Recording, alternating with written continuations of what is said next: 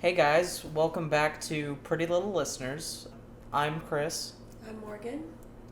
and this is the podcast show where we talk about Pretty Little Liars episode by episode. So we just finished episode 2. What are your thoughts, or questions, or concerns? I feel like, okay, here's my first concern. I'll say that episode 2 seemed a little less dense versus episode 1. True. It seemed like a lot less went on.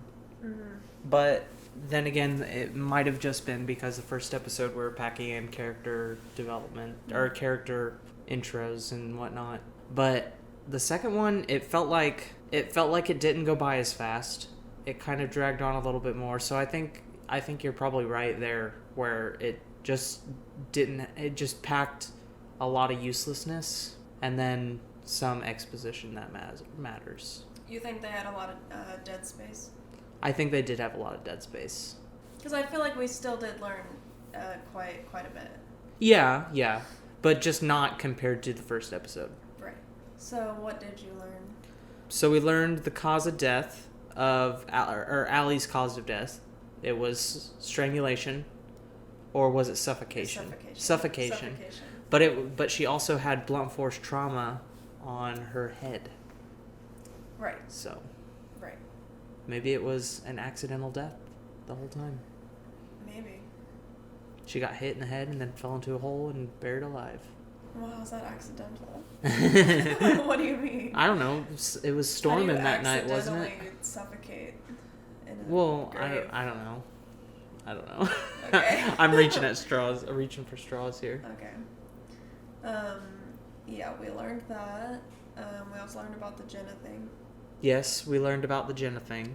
Do you want to recap the Jenna thing? I want you to recap the Jenna thing. I don't know if I can recap the Jenna thing. I think I might have been dealing with the cats. Oh my god.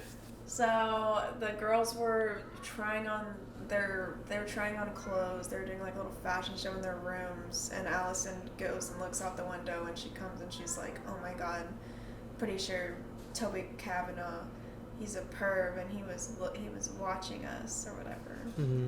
And so she's like, "We should do something about it. We should like pull a prank on him." Right, and they threw the smoke bomb into the garage in the shed, and it blew up. Yes, and they didn't realize that, or the girls didn't realize that Jenna was in there.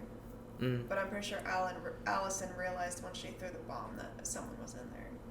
Yeah, because she looked in there and then kind of came out and ran. So I guess I was kind of right in one of my...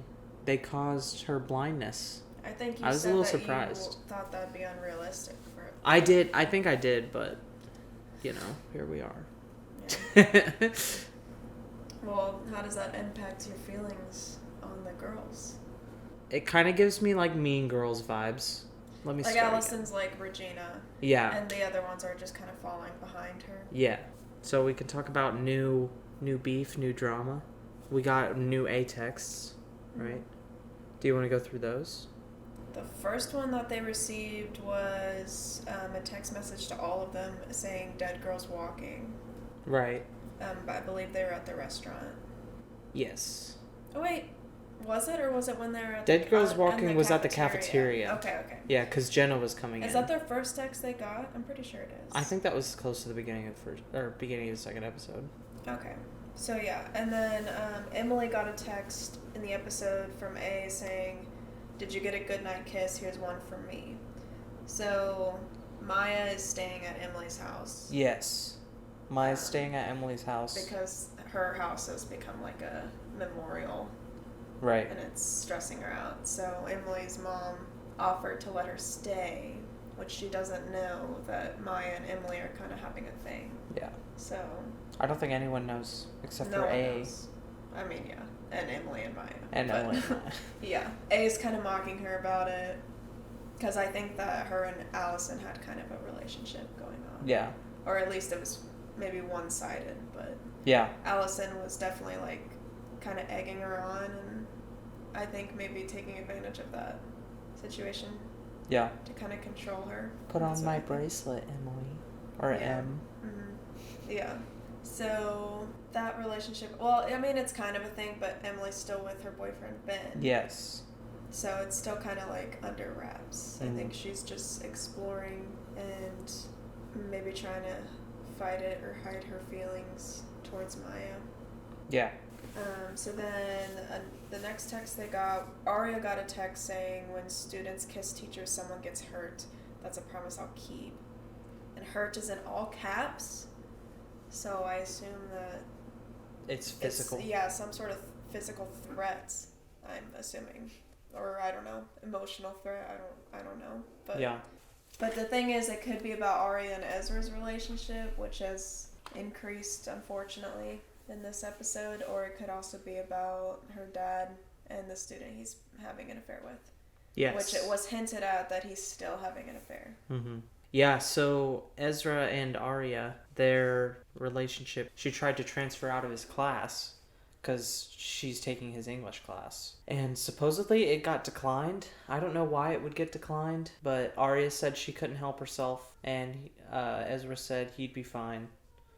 Okay. And basically, so she got declined to transfer classes, so she's still in that class. And then they met each other at the movie theater unintentionally, and the mom invited Ella, Arya's mom, invited the teacher to, for some reason, sit with them at the movie.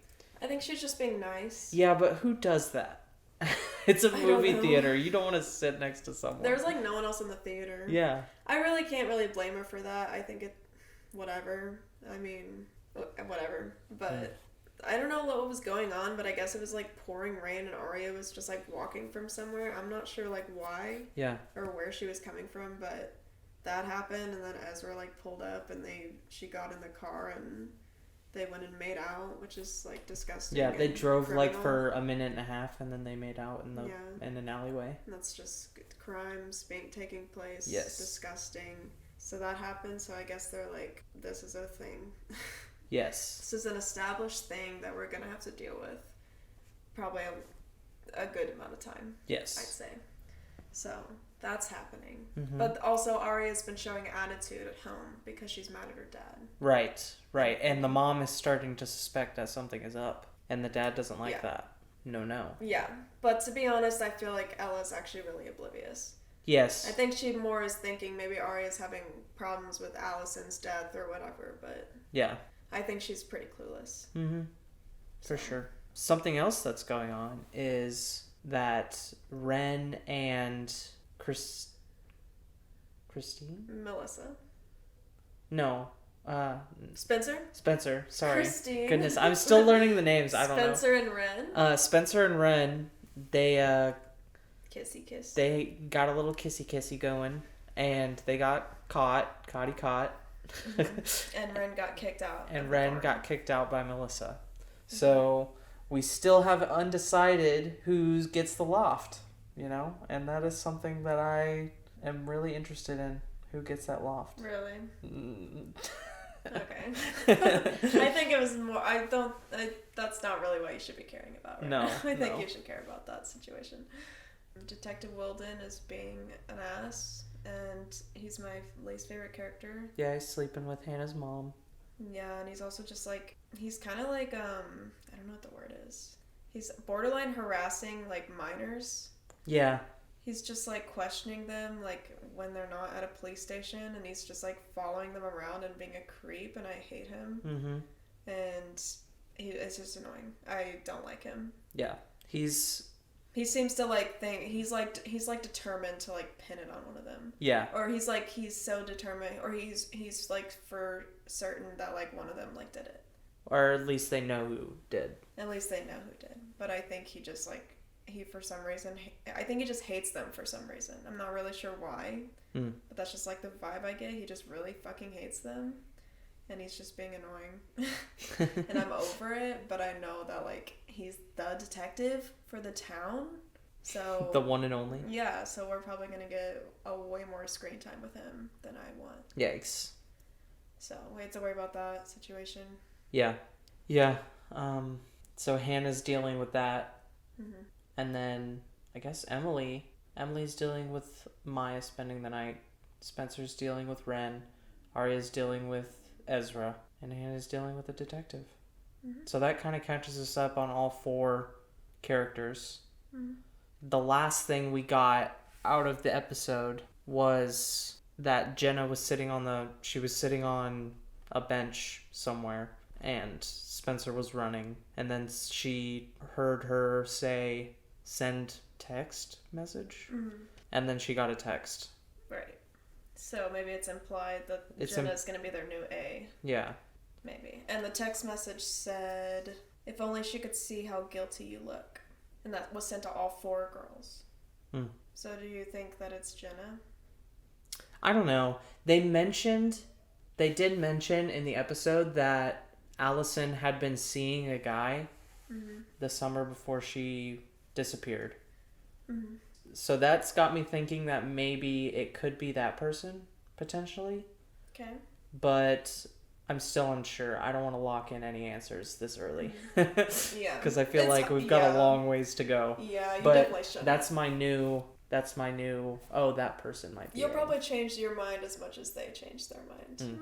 Maybe. They change their mind like every other episode, but whatever.